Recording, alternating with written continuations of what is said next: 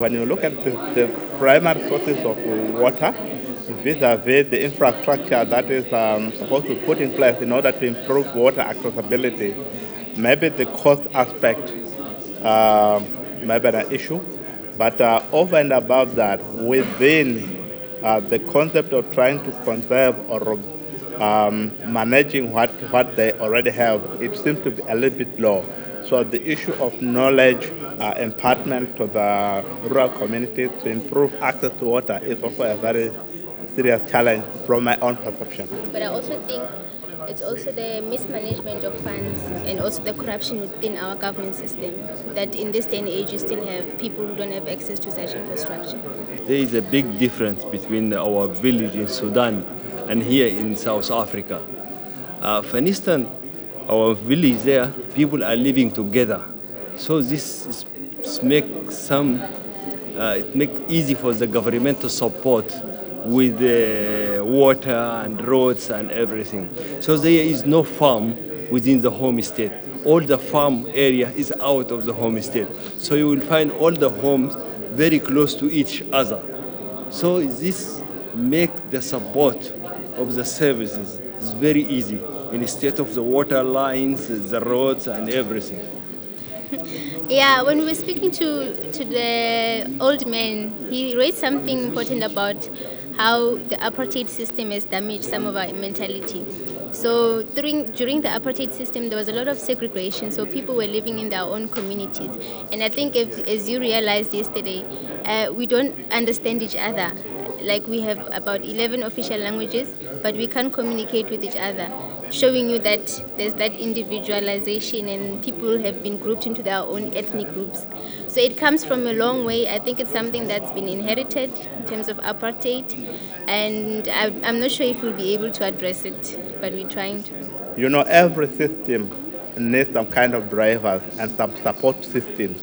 And this is where we need external support. It's very essential. We can't rule it out. We can't live in isolation. We need to move forward now in terms of innovation, and whatever we try and invest in, it has to tackle societal challenges. So it's finding ways of finding innovative solutions. I'm actually looking by the end of my PhD to find out for the people in the Boshini community to tell them that about the best land management practice that can sustain their foods and at the same time reduce the effect of climate change.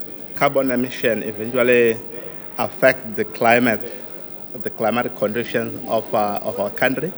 And when climate changes, a lot of adaptations need to be taken into place. When we were visiting Pochini, it was painful to see on the other side of the land the commercial farming and how it was booming, but on the other side of the land there's like traces of poverty.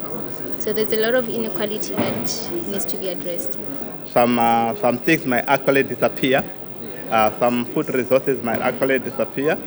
A lot of things can go negatively. So I think it's a very, very important aspect that we need to really address. People there are working, they're speaking only Zulu, and I can't understand Zulu. But the good things with people there, they are very friendly, first of all. They try to help.